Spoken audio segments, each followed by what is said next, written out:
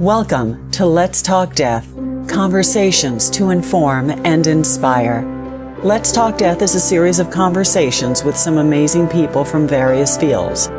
Our goal through these conversations is to normalize, educate, and demystify the taboo around death, dying, and the journey of grief. Welcome to this episode of Let's Talk Death. I'm Fran Solomon.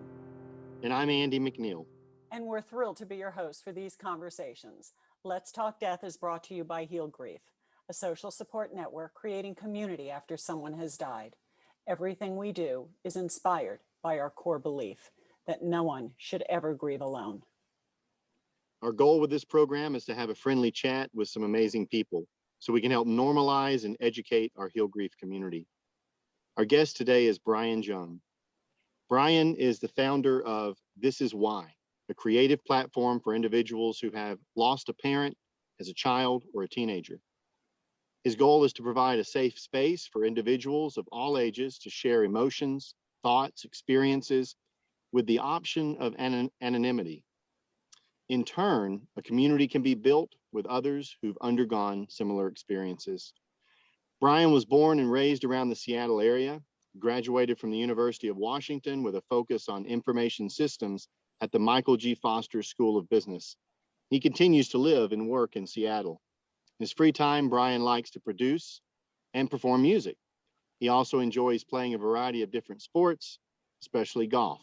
I join him in that. Bryan, we are delighted to have you as a guest on our show. Thank you so much, Fran and Andy, for having me and, just having this opportunity to chat and share my story. I really appreciate it. Yeah, so Bryan, let me ask you, let's start with your story. What happened in your life that inspired you to launch This Is Why?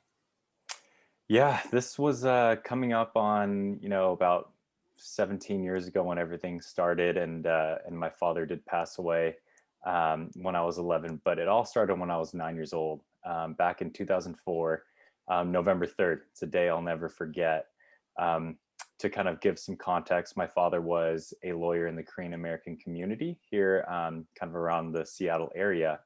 And as the story goes, the details are a little bit foggy from just the time back then. But just in terms of kind of what my memory can recall, my father was possibly a little bit ahead in a court case against an opposing lawyer who was from another city in the area. And in order to kind of buy some time back to catch up on some work, for whatever reason, the opposing lawyer had an idea in his mind to try to put my dad in the hospital and just try to buy some time back to catch up and maybe get ahead in the court case. So November 3rd, that morning,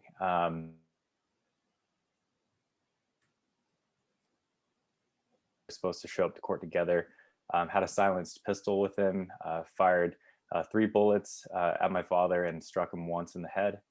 And so from there, it was pretty much just ICU, rehab care, and just being in a bedridden coma for a little over a year until his passing in February 11th, 2006. And that was just days before my 11th birthday. So it was kind of a gradual, very traumatic, about a year and a quarter, but just a whole experience, that's going to stay with me forever.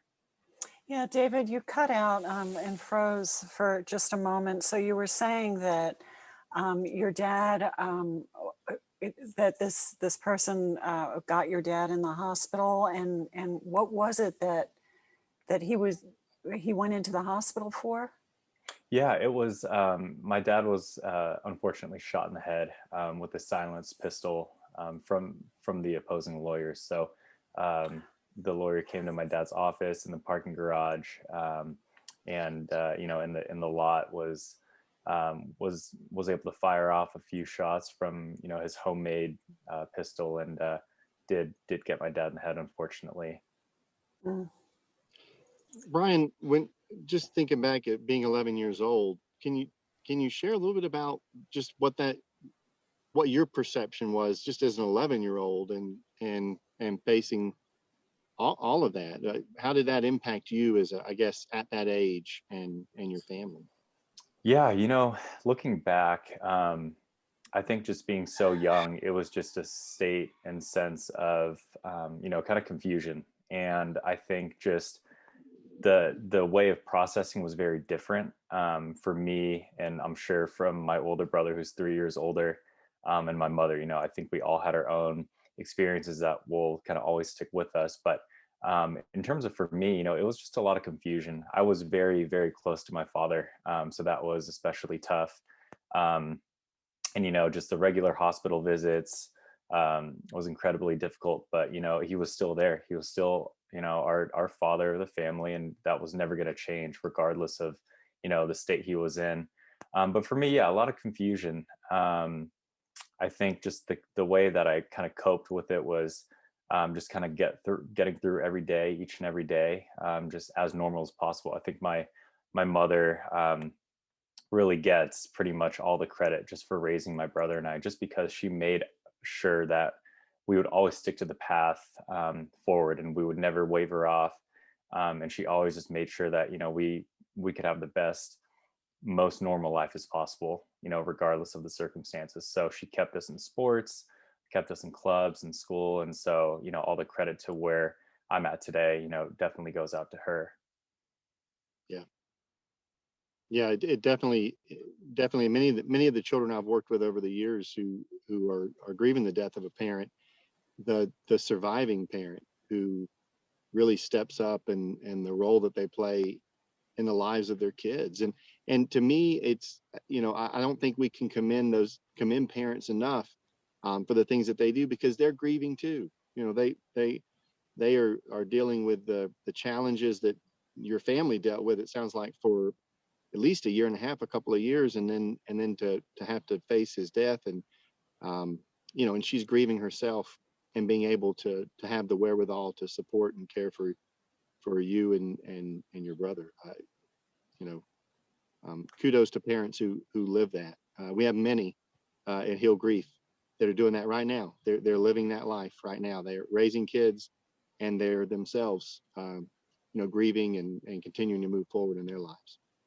Absolutely. And I think that that's what's so, important in terms of my reflection on what happened, just because, besides the grief, besides taking care of us, she had the added complexity of dealing with the court cases and going through, the legalities, and, making sure the medical bills were all taken care of and that sort of thing. So there was just so much going on that she had to deal with, that at the time, I was just trying to just be a kid and just continue on.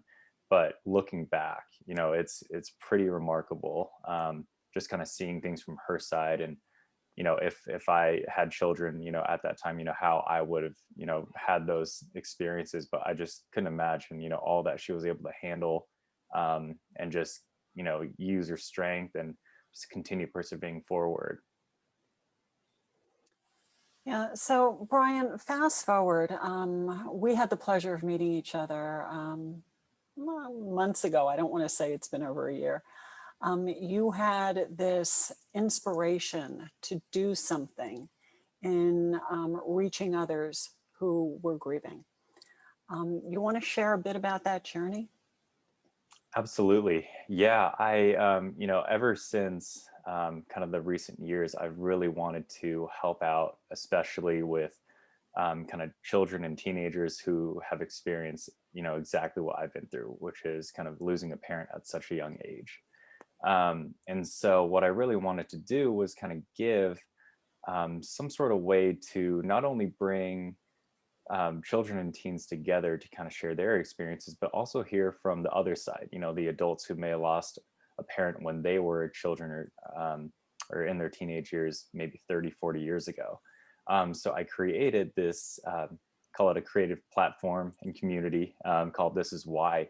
And I really wanted to just provide a way for, individuals to just reflect on, how their experiences have kind of molded their ways through their lives, but also give them that opportunity to just release anything, that was on their mind and kept inside. I think there's a lot of good that can come out of just releasing certain emotions and certain feelings, and just being able to just kind of let that out one way or another. And I really wanted to just provide that opportunity. So this past Father's Day, I thought it was a perfect day on June 20th, to officially launch the website and the social media platforms.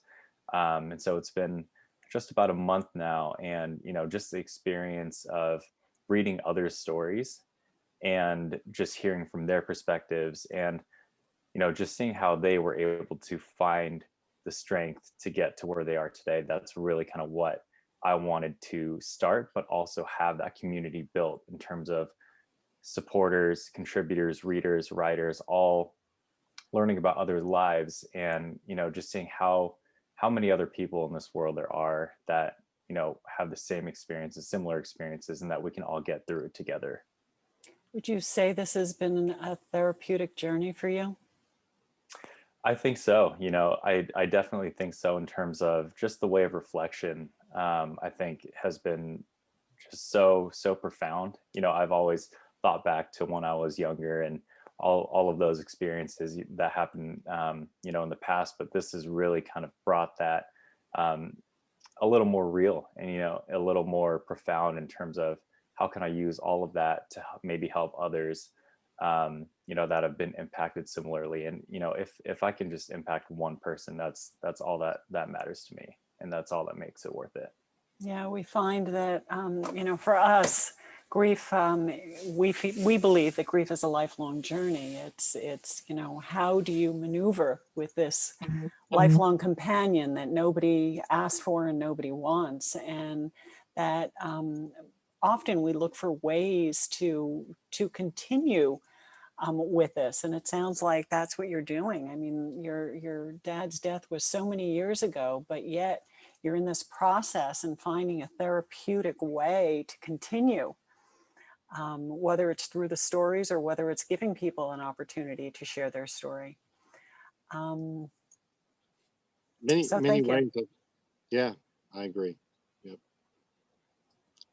Many Yeah, many ways. What you're providing, we believe in community here at Heal Grief as well, and what you're providing is that community. It's um, I- grief isn't a problem we're trying to fix, or an illness that we're trying to cure. Right? It's a it's a life journey that we're living, and we're not just living alone though. There's so many people who walk that with us, and platforms like this give people the opportunity to make those connections. Yeah. absolutely. And I think even before 2020, I think it was already prevalent, unfortunately. And there were a lot of children and teens out there who have experienced the loss of a parent. But I think with the pandemic, unfortunately, at such a profound human cost, it really added to that number of parentless, children and teens. But I think that really, um, what I think globally we can all learn from is that there is more and more of an importance for mental health, and not just for adults and maybe parents who have lost their spouse, but also these kids and teens who are just going through such a time while they are developing, and they're still trying to figure out and navigate their way around their life at the time. And then just having the added shock of a loss of a parent just is pretty devastating. And so I think with the learnings from the pandemic is that there's so many people out there who need the support. And if there are more and more organizations like Heal Grief, and just such great people who have not only been doing this before and for a long time, but continue to do so, that's really why I wanted to kind of jump in and also help out in terms of adding that support layer. And hopefully it can all just kind of be a synergy, not only in the country but also around the world, and together collectively mental health can be a little more welcomed and spoken about, so that people are more comfortable just getting the help they need. Yeah. Yeah. Yeah. Agreed. So where is This Is Why today? So it's a platform and people can share stories. And tell me more about what you are doing with it, or intend to do, or hope to do. Yeah, right now, as I mentioned, we're about a month in terms of the launch of the website, and we've gotten stories so far that are just so profound and just so great in terms of how unique they are. I think one of the main visions of why I started This Is Why is to allow those different perspectives, those different opportunities to all be shared, and strength can come from reading other stories and seeing, okay, this person has just been the best person that we know and love. What made them that way? What experiences from their past lives kind of molded them and their personality and their character to how great of a person they are today. So about a month in, we've had some great stories, and I want to continue to gather as many as we can so that there is a supportive community that can be built in there. There are people that we can let them know they're not alone, and as you both mentioned, it's a lifelong journey. There's never really a flip of the switch saying, okay, we're done grieving. We're done.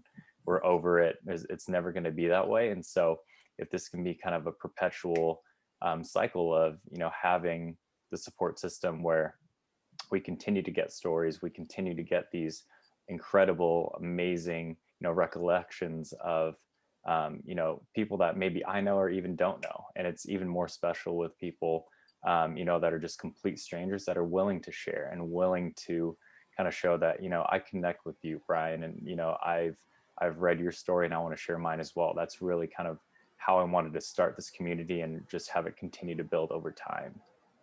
So do people create, I'm sorry, Andy, do people create a story online or do they submit it to you? How do people do their stories? Yeah, the easiest way is kind of submitting the story on the website. So there is a web page that links to just providing a few pieces of info, and then writing out the story and sending in a photo thumbnail for the post, just kind of something special in terms of the memory of maybe their lost one, or maybe, I always mention it could be your favorite beach, your favorite sport, just anything that really means something to you. And I think one of the key factors that I really wanted to allow was the option of anonymity. If someone wants to share, but maybe not be as comfortable sharing the personal details of, their name, then I want to at least give them that opportunity to release, what they need to say, in a more comfortable and safe environment. I never want to force anyone to share their story. I never want to push them over their comfort level. I just want to provide that opportunity to allow them to just utilize the platform in whatever he or she may want to, and also just be able to see that there are other people that are with them, that have the similar experiences, and together I think that's how that community can just continue to build over time. Well, in many ways, it also gives an opportunity for our stories to kind of meld together.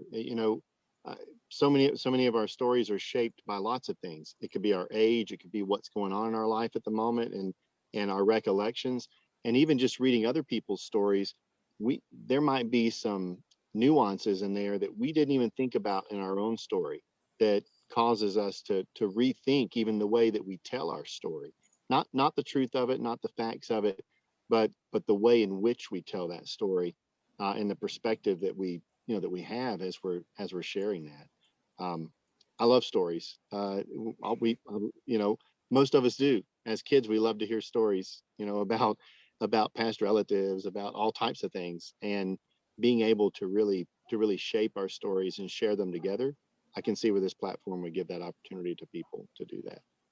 Right, and I really wanted to be peculiar in terms of kind of what demographic, I guess you could say, This Is Why is for, and I wanted to make it into a way where it is a platform for individuals who have lost a parent as a child or teenager, but I wanted to make it so that in that way, it could be a teenager maybe grieving, um, or a young adult that maybe lost their parent just a few years ago, but it also could be the other side of it where, it is an adult who may have lost their parent 30 to 40 years ago. And that way there can be those stories that can really kind of show, if it's an adult, if there's a younger person reading it, they can say, there is hope and it does get better and life goes on. And, there's so much greatness out of this life that we can get out of. And I think just being able to see both sides of it was one of the biggest things I wanted. And I think what's so incredible that I've read, especially with the posts themselves, is that I allow them to, write 11 words, 1100 words, however much they want to write. But I think what's so profound is that all of these contributors and these great people that have experienced such difficult times and experiences in their lives, they always end off their post with pieces of advice. And I never told them to do that. It was just something that, that's how they know that they can help so many others. And I thought that was just so profound, that story after story that I got, I can always see that they give, some anecdotes at the very end and some pieces of advice for the readers. And I think that's just so incredible, especially that I didn't even tell them to do it. So I think it's pretty great. Well, Bryan, this has been a great conversation. We actually are coming to the end of our time, but before we depart, we did want to give you the opportunity to share how people who are viewing this can connect with you. I know our viewers often want to connect with our guests. How might they do that with you? Yeah, absolutely. So our website is thisiswhy.life. We're on Facebook, Twitter, Instagram with the username thisiswhylife. There's a contact submission form on the website, but if they want to reach out to me personally, I'm at brian@thisiswhy.life. I always want to hear from listeners and whoever else may have been impacted by similar experiences, and just see how I can help them. So anyone and everyone is willing to reach out and welcome to reach out. I'm all ears for it. Bryan, thank you so much for sharing your story, your great work in the field, and being a guest here on Let's Talk Death. We really appreciate you. Thank you so much for having me. It was an absolute pleasure speaking to you both. Great. And thank you to those joining us for this episode of Let's Talk Death. If you'd like to learn more about Heal Grief, please visit us at healgrief.org. At healgrief.org, you can learn more about all of the programs of Heal Grief, including our programs for young adults called Actively Moving Forward. And if you know of a bereaved adult, refer them to the AMF app, where adults of all ages connect with others experiencing a similar death loss. And last, make sure to sign up on healgrief.org to receive our newsletter for links to future episodes of Let's Talk Death. And so with that, thank you for joining us. We will see you next time on Let's Talk Death.